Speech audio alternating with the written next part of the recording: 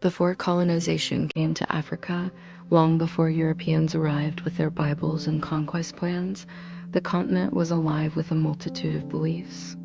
It was a vast landscape of spiritual practices, religions, and cultures that were deeply intertwined with the land, ancestors, and the spirits.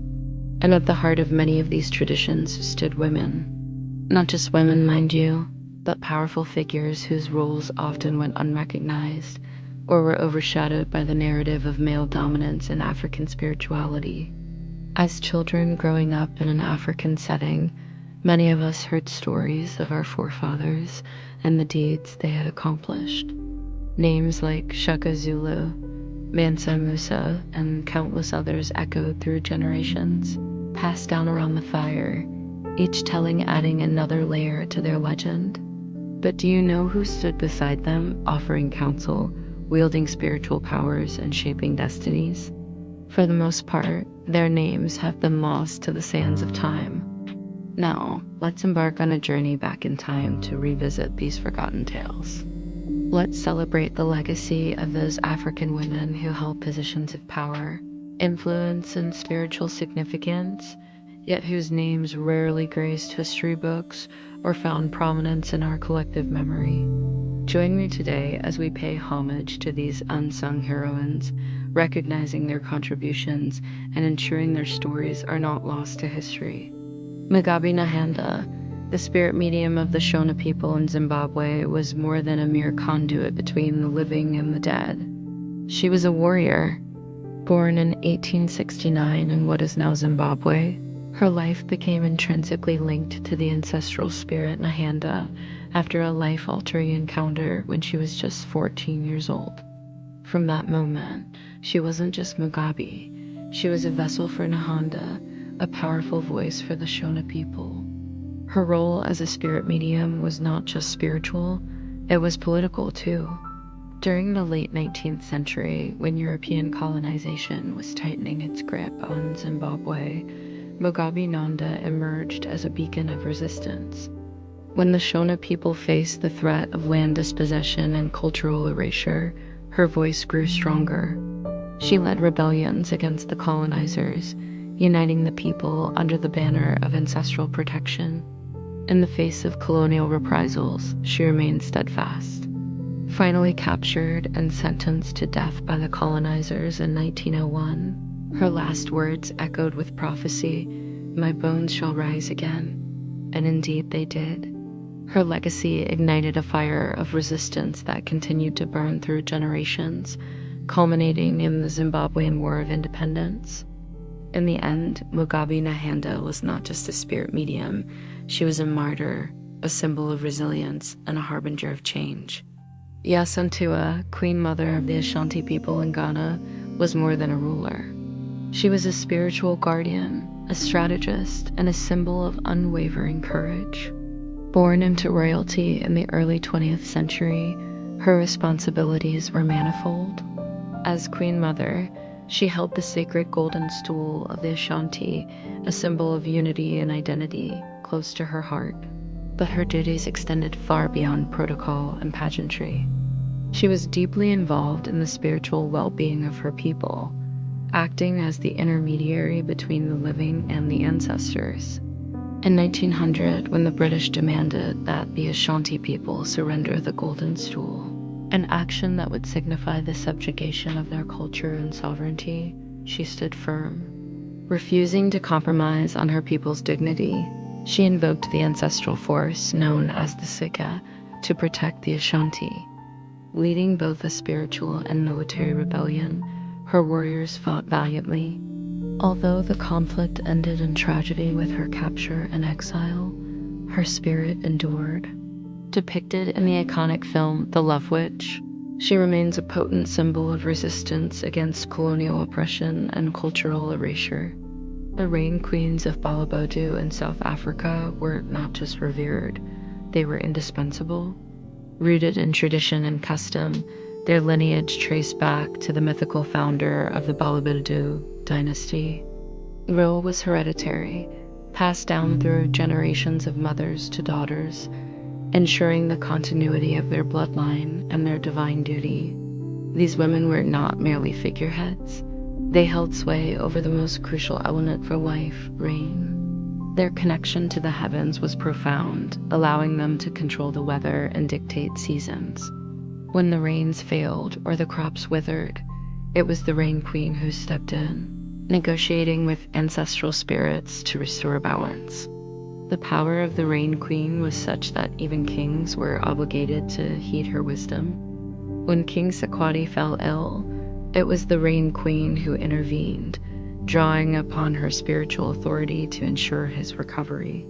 Such was the reverence for their role that when the Queen Regent Majati died, her son, who was only 3 months old, succeeded her, with a regent ruling on his behalf until he came of age.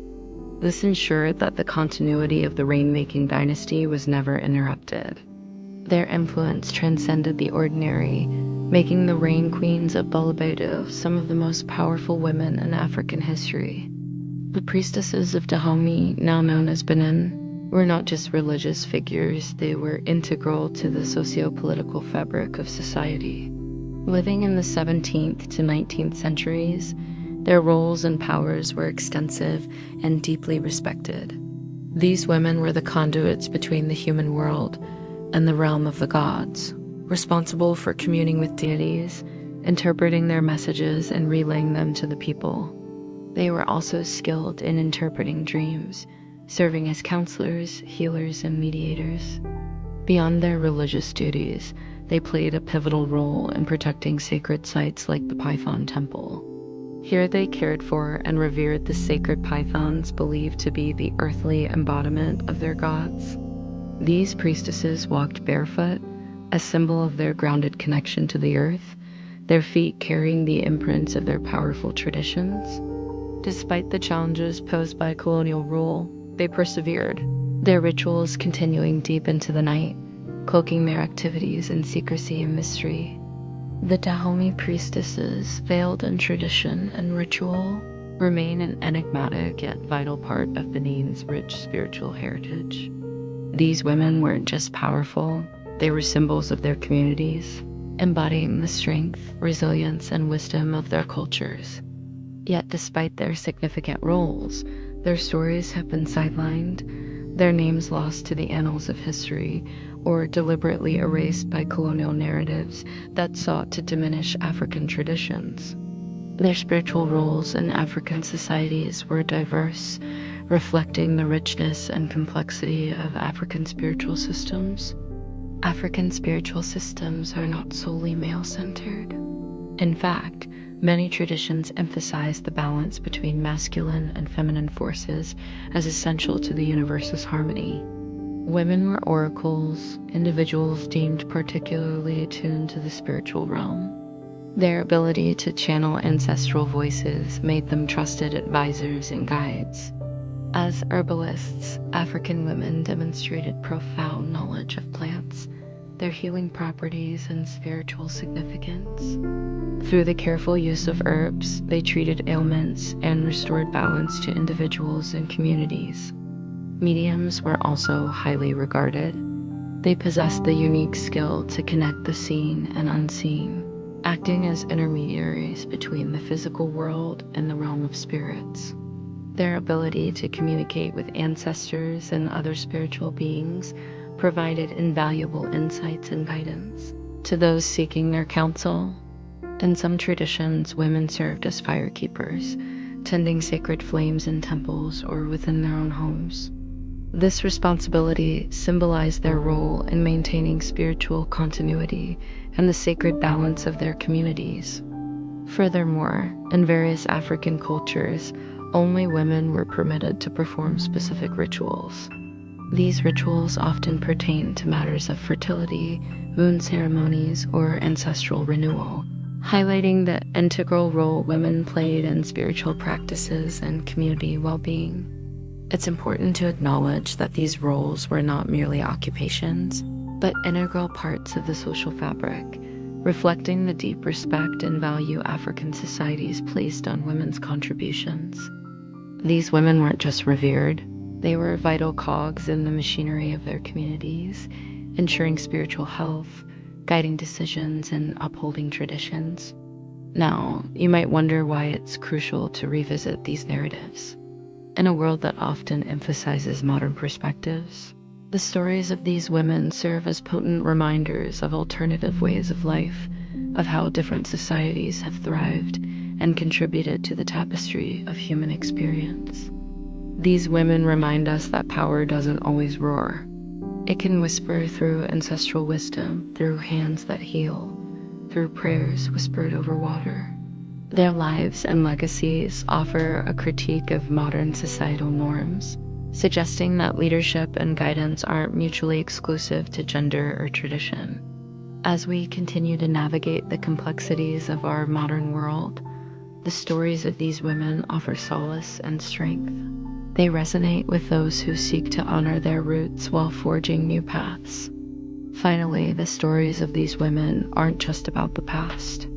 They're about reclaiming a narrative, restoring balance, right? Remembering that African spirituality in its entirety, including the pivotal roles of women, contributes to the richness of our global heritage.